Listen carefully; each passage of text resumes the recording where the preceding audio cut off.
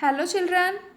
Last day I have explained you a topic plants in the plains.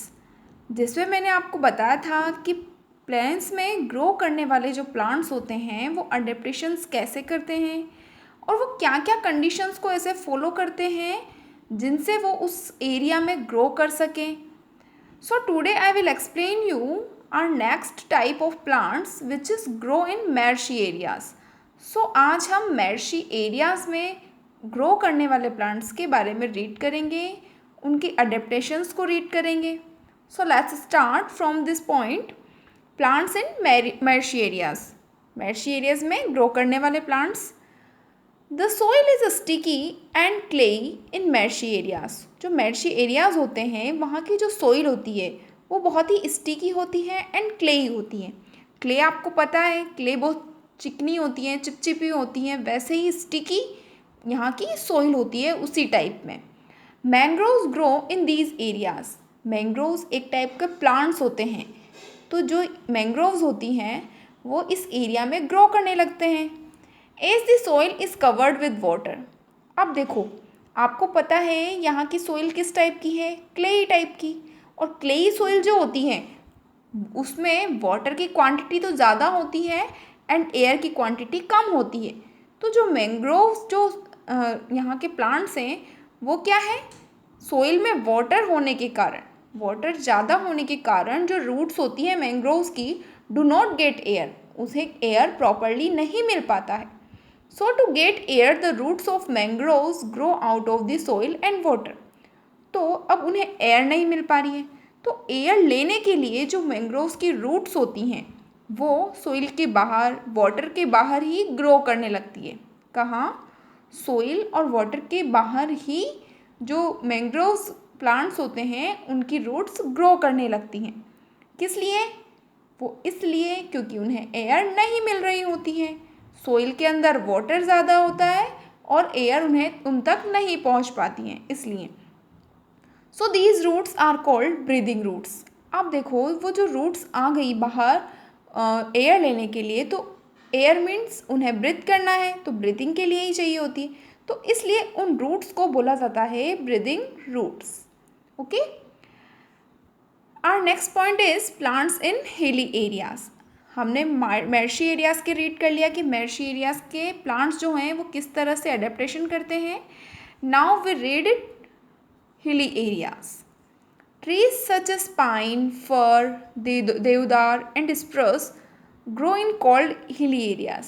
बहुत सारे tree होते हैं जैसे पाइन है, फर, देवदार, स्प्रूस, ये सब कोल्ड हिली एरियाज़ में ग्रो करते हैं. इट मीन्स जहाँ हील्स पे ग्रो करते हैं लेकिन कोल्ड होते हैं, जहाँ पे बहुत ठंड होती है, ऐसी एरिया में ये जो सारे प्लांट्स हैं वो ग्रो करते हैं. और ऑन माउंटेन्स, और या फिर माउंटेन्स पे भी ये ग्रो करते हैं. These trees have adapted themselves to live in cold conditions. जो ये ट्रीज़ हैं, ये सब टाइप के, ये सब अपने आप को वहाँ के अकॉर्डिंग अडेप्टेशन कर लेते हैं, मतलब वहाँ की कंडीशंस को के अकॉर्डिंग ही ग्रो करते हैं. देखो, माउंटेन्स हैं, हिली एरियाज़ हैं, वहाँ पे कोल्ड कंडीशंस होती हैं, तो वहाँ पे ग्रो करने के कारण ये ऐसे अडेप्टेशन कर लेते हैं जिससे ये वहाँ पे अच्छे से ग्रो कर पाएँ. Trees in hilly areas have thick barks. जो ट्रीज़ होते हैं हिली एरियाज़ के, जो ट्रीज़ होते हैं उनके थिक बार्क्स होते हैं. They are tall, straight and cone shaped.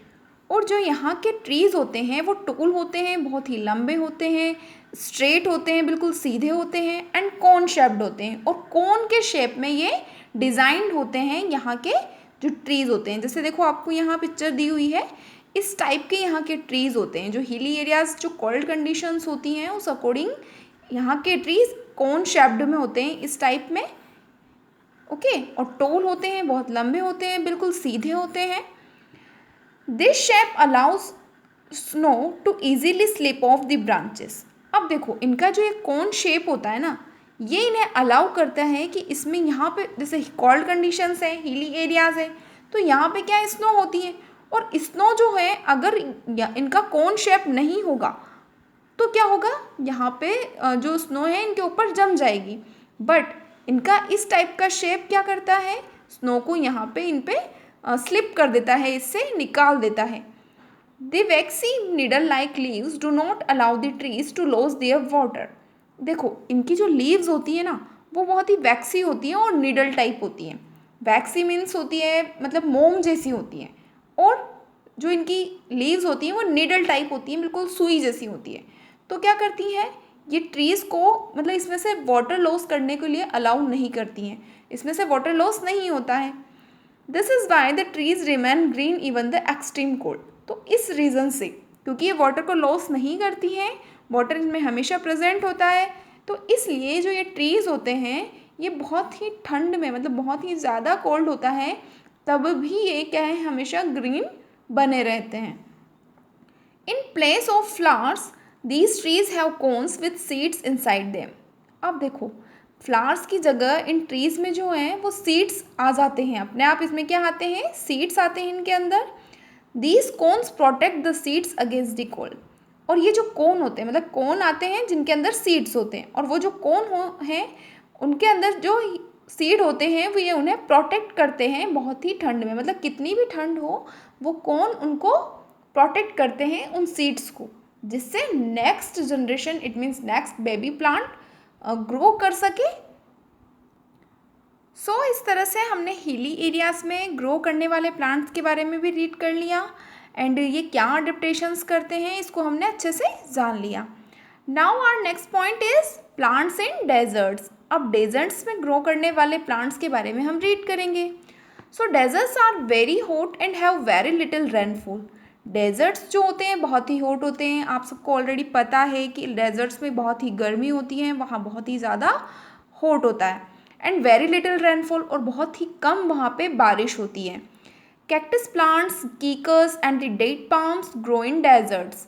ये कुछ टाइप के प्लांट्स हैं जो कि डेजर्ट्स में ग्रो करते हैं। They have adapted themselves to store whatever little water is available and to prevent the loss of water. देखो यहाँ के जो प्लांट्स होते हैं वहाँ पे देखो आपको पता है इस एरिया में बहुत हॉट होता है, बहुत ही गर्मी होती है और बारिश बहुत कम होती है, सो इसलिए यहाँ पे पानी की बहुत कमी होती है। तो यहाँ के जो प्लांट्स हैं वो क्या करते हैं, अपने अंदर ही वाटर को स्टोर करते हैं, जितना उन्हें अवेलेबल होता है वाटर ये उतना ही उन्हें एब्जॉर्ब करने की कोशिश करते हैं और अपने अंदर स्टोर करते जाते हैं, एंड वाटर को ये बहुत ही कम लॉस करते हैं, मतलब बहुत ही कम बाहर निकालते हैं, वाटर का लॉस ये बहुत कम करते हैं इस टाइप के प्लांट्स। यहाँ पे आपको एक पिक्चर दी हुई है जिसमें एक प्लांट दिया हुआ है, ये प्लांट है कैक्टस प्लांट्स जो कि डेजर्ट में ही ग्रो करता है। ये वाटर का लॉस बहुत कम करता है, इसके बारे में अभी हम और डिटेल से रीड करेंगे। Most cactus plants do not have leaves as the leaves are modified into spines. देखो जो कैक्टस प्लांट्स होते हैं ना उनके लीव्स नहीं होती हैं, इनकी जो लीव्स होती हैं ना वो स्पाइन्स में ही मॉडिफाइड हो जाती हैं। क्या करती हैं इनकी जो लीव्स होती हैं, क्योंकि लीव्स जो हैं वो वाटर को बहुत ज़्यादा एब्जॉर्ब करती हैं और वाटर का लॉस भी करती हैं। सो इसमें क्या होता है, लीव्स नहीं होती हैं और वो स्पाइन्स में ही कन्वर्ट हो जाती हैं। This helps in reducing the loss of water. देखो आ गई ना बात कि वो ये क्या हेल्प करती हैं, लीव्स नहीं होती है ना तो ये इस चीज़ में हेल्प करती हैं कि वाटर का लॉस बहुत ही कम हो पाता है। Spines also help to protect cactus plants from animals that might eat them. Spines जो होते हैं वो क्या है, कैक्टस प्लांट्स की हेल्प करते हैं उनके प्रोटेक्ट करने में। एनिमल्स जो हैं वो क्या है, लीव्स को तो खा जाते हैं, बट लीव्स नहीं होने के कारण, इसमें स्पाइन्स होने के कारण क्या है, जो ये प्लांट्स हैं ये अपनी खुद की हेल्प करता है, खुद को प्रोटेक्ट करता है एनिमल से। As there are no leaves cactus plants make their food in the stems. अब देखो इस प्लांट में लीव्स नहीं है, तो लीव्स नहीं होने के कारण कैक्टस प्लांट जो है वो खुद ही उसका जो स्टेम होता है वो स्टेम ही अपना फूड बनाता है। The green stems contain chlorophyll and make food by photosynthesis. जो ग्रीन स्टेम्स होते हैं, कैक्टस प्लांट है, मैंने अभी आपको डायग्राम बताया था, उसका पिक्चर बताया था, जिसका ग्रीन स्टेम जो है वो क्लोरोफिल को कंटेन करता है, एंड आपको पता है कि क्लोरोफिल ही फोटोसिंथेसिस के प्रोसेस में हेल्प करता है, उसकी हेल्प से ही फूड बनता है। तो फोटोसिंथेसिस का प्रोसेस कौन करता है कैक्टस प्लांट में, स्टेम। तो जो ग्रीन स्टेम होता है उसी में ही क्लोरोफिल प्रेजेंट होता है एंड वो ही फोटोसिंथेसिस के प्रोसेस से प्लांट का फूड बनाता है। The stems have a thick vaccine skin which reduces loss of water. जिसकी स्टेम होती है वो बहुत ही थिक होती है, बहुत ही मोटी होती है एंड इसकी स्किन जो होती है वो वैक्सी टाइप होती है, मोम जैसी होती है, जिससे ये वाटर का लॉस बहुत कम कर पाता है।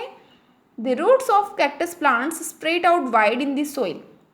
जो कैक्टस प्लांट होता है उसकी जो रूट्स हैं वो चारों तरफ फैली हुई होती हैं, जो सॉइल के अंदर पूरे चारों तरफ फैली हुई होती है अच्छे से, जिससे क्या होता है कि this helps them to absorb water from a large area. जिससे इसकी रूट सब तरफ फैली हुई है ना, तो जहाँ से भी उसे वाटर मिलता है वो उसे एब्जॉर्ब कर लेता है। जितना ज़्यादा एरिया में उसकी रूट जाएगी उतने ज़्यादा से एरिया से वो वाटर कंटेन कर पाएगा, एब्जॉर्ब कर पाएगा और उसमें वाटर अवेलेबल हो पाएगा। तो इस तरह से जो कैक्टस प्लांट है उसकी लीव्स नहीं होती है, स्पाइंस में कन्वर्ट हो जाती हैं, उसका स्टेम जो है वो खुद फूड बनाता है एंड उसकी स्किन जो होती है वैक्सी टाइप होती है। इसकी रूट्स जो हैं चारों तरफ फैली हुई होती है सॉइल में, ताकि सब तरफ से ये वाटर को एब्जॉर्ब कर पाए।